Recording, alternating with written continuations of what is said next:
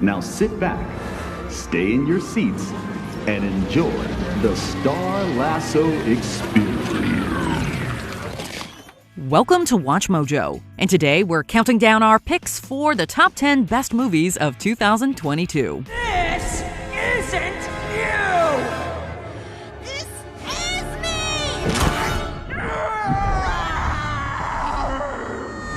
For this list, we're looking at feature films that captured the zeitgeist of 2022, standing out as the year's best examples of pure cinema. What's your favorite movie of 2022?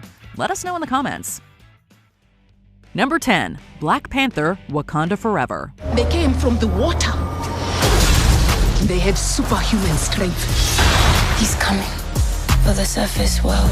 Following a film as successful and impactful as Black Panther was a daunting task. Continuing the story after Chadwick Boseman's unexpected passing sounded like an impossible task. In a king-sized effort, Ryan Coogler delivered a sequel that worked as a touching tribute to Boseman and a respectful passing of the torch. While it's hard to top the original, Wakanda Forever improves upon several elements, namely the CGI. The performances are as captivating as ever, with Angela Bassett turning in a Best Supporting Actress-worthy performance. I am queen of the most powerful nation in the world! And my entire family is gone!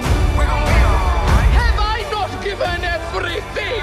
The film is also a feat of world building, with locales like Wakanda and Talocan being grounded in fiction, but feeling real. You'll cry within the first few minutes, and just when your tear ducts are dry, the ending will get to you. Show them who we are. Number 9, The Banshees of Inisherin. Callum, Sonny, Larry. Didn't you and he used to be the best of friends? We're still the best of friends. No, you're not. Who says we're not? Sit somewhere else. Martin McDonagh reunites Colin Farrell and Brendan Gleeson, but The Banshees of Inisherin is a much different film than In Bruges. It's an anti-buddy picture about a bromance crumbling. As the Irish Civil War looms in the background, another war arises between Farrell and Gleeson's characters. While the story takes some twisted turns, it's a surprisingly relatable film about human nature. We empathize with the lonely Farrell's desire to preserve their friendship, but we can also identify with Gleeson's need to focus on his legacy. Do you know who we remember for how nice they was in the 17th century? Who? Absolutely no one. Yet we all remember the music of the time. Everyone to a man knows Mozart's name. Stuck in the middle is Carrie Condon in a breakthrough role as Farrell's sister, who dreams of a better life beyond her dreary island. Funny, tragic, and at times almost mystical, Banshees is a profound breakup movie unlike any other. Why aren't you talking to Porrick no more? That wouldn't be a sin now, would it, Father? No, but it's not very nice either, is it? Number 8, The Woman King. We are the spear of victory! We are the blade of freedom! We are the whole man! Hollywood historical epics aren't what they used to be. The Woman King takes us back to a bygone era of rousing battles and almost Shakespearean drama, but with a few progressive twists. Viola Davis is such a commanding screen presence that it's a wonder why she hasn't played more action heroines. It's difficult to imagine anyone other than Davis starring as General Nanisca, who leads an equally fierce ensemble that includes the charismatic Lashana Lynch and relative newcomer Tuso Mbedu. But you don't know where you're going. We need smart warriors. The dumb ones die quickly. I'm not dumb. Then show me. With her debut film over 20 years ago, Love and Basketball, director Gina Prince Bythewood sought to normalize seeing women in athletic roles. The Woman King pulls off a similar feat, but on a grander scale, showing women everywhere there's a warrior and leader within. To the victor!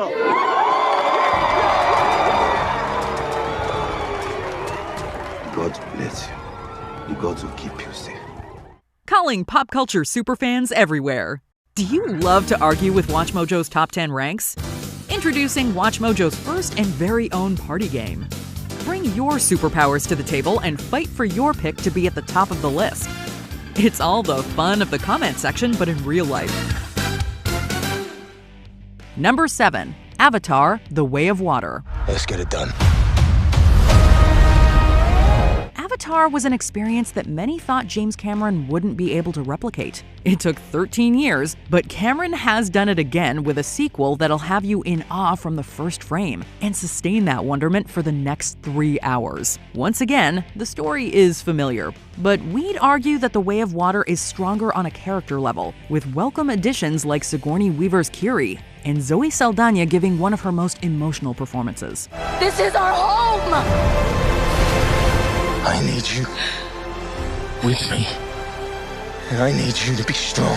Cameron excels in the visual storytelling department, taking us to new parts of Pandora that are atmospheric, layered, and jaw-droppingly gorgeous. The action sequences are also among Cameron's best, the climax being a triumph of cinema. 3 more sequels? Yep, we're in. The Way of Water connects all things. Before your birth and after your death. Number 6, The Batman. The city's angry.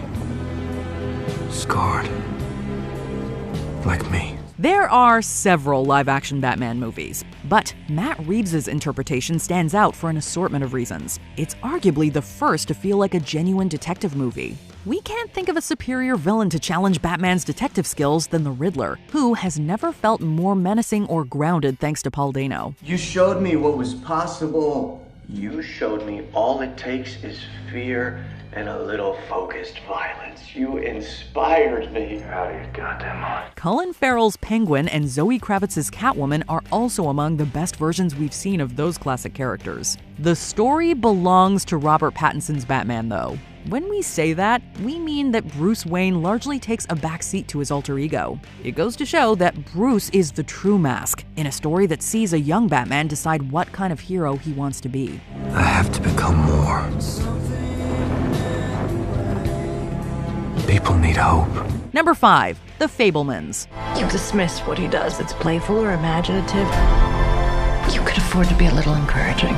The Fabelmans might not be Steven Spielberg's absolute best movie, but it is his most personal. And for anyone who's grown up watching Spielberg's films, this family drama is bound to be a deeply personal experience as well. Between Michelle Williams' angelic mother figure and Paul Dano's more practical father figure, we receive a better understanding of how Spielberg became the filmmaker he is today. I'm asking you to do this now for your mom. Yeah, and I said that I will, just not tomorrow. Don't be selfish. She just lost her mother. That's more important than your hobby. Dad, can you stop calling it a hobby? Sammy Fabelman serves as a vessel for the legendary director, with Gabriel Labelle and Matteo Zorian Francis DeFord being the spitting images of a young Spielberg. In addition to celebrating Spielberg's youth, The Fabelmans is a love letter to cinema, from its craft to the real-life stories that inspire what we put on the screen. You stop making movies, it'll break your mother's heart. I don't know what to do anymore. You do what your heart says you have to. Number 4, Guillermo del Toro's Pinocchio. You wanted me to live. You asked for me to live. Who are you? My name is Pinocchio. The latest version of Pinocchio opens by telling us that this isn't the story we think we know. Yeah, we've heard that one before, but Del Toro's take on the classic story is not only unique, but arguably the first to rival the Disney classic. The decision to tell this tale through stunning stop-motion animation was brilliant on multiple levels. Of course, Pinocchio himself is a puppet, but the same can be said about many others in Benito Mussolini's Italy. Our country comes first. This boy cannot be killed. He's the ideal soldier. This approach amounts to a fresh story about individuality while still maintaining the core messages about showing others empathy. It's a film as much for adults, with themes of parenthood, mortality, and personal growth tying in perfectly with the story we thought we knew. I'm a star, Papa! A star! They love me! They accept me! Number 3, Triple R.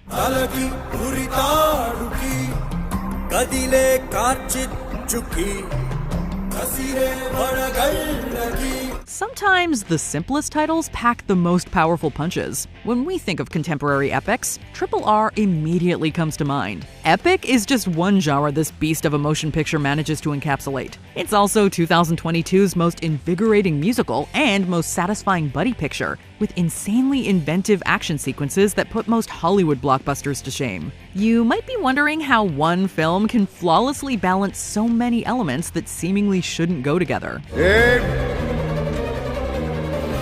Shoot! Simply put, it's an experience you need to see to believe. Director S.S. Rajamouli had already produced some of India's most successful films. Still, he outdid himself with this Herculean effort that will have you rising, roaring, and revolting against more conventional entertainment.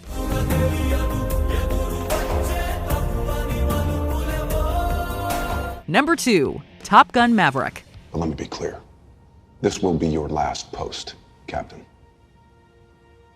You fly for Top Gun, or you don't fly for the Navy ever again.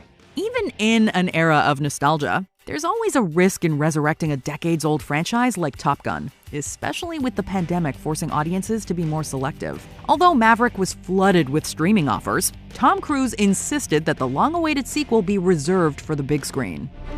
You know what happens to you if you go through with this.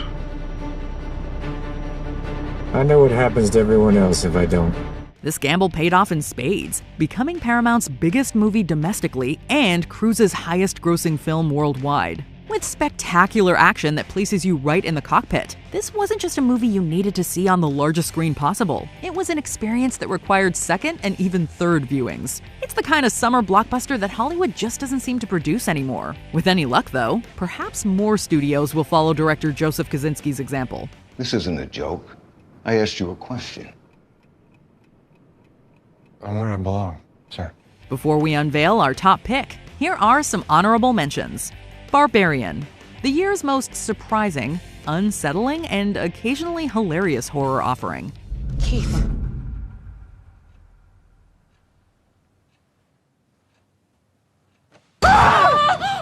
Glass Onion, a Knives Out mystery. Rian Johnson pulls the rug out from under us again in the best way possible. Ladies and gentlemen, there's been a murder, and the killer is in plain sight.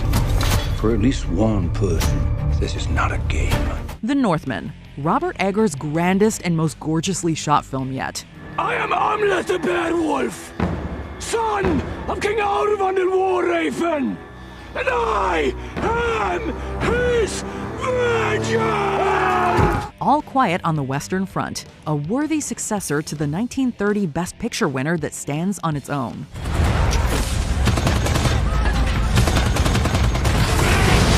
Babylon, Singing in the Rain meets Boogie Nights makes for an exhilarating time. I've never done nothing except disappoint people my whole life. But I made it on my terms, not theirs. Number 1, Everything Everywhere All at Once. Evelyn, what are you doing? I'm learning to fight like you. Everything Everywhere All at Once is something of a miracle by modern standards. A film that's funny, touching, heart-racing, visually ambitious, philosophically stimulating, and boldly original. To top it all off, audiences sought the film out almost through word of mouth alone, making back almost 4 times its $25 million budget. The exceptional ensemble includes a career best performance from the legendary Michelle Yeoh, a comeback from Ke Huy Quan, and a star-making turn from Stephanie Hsu. Right is a tiny box invented by people who are afraid. And I know what it feels like to be trapped inside that box.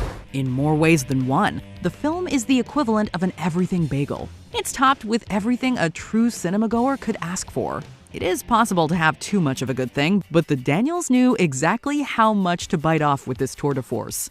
Hey, you said I was the wrong one. What you did back there, it changed my mind.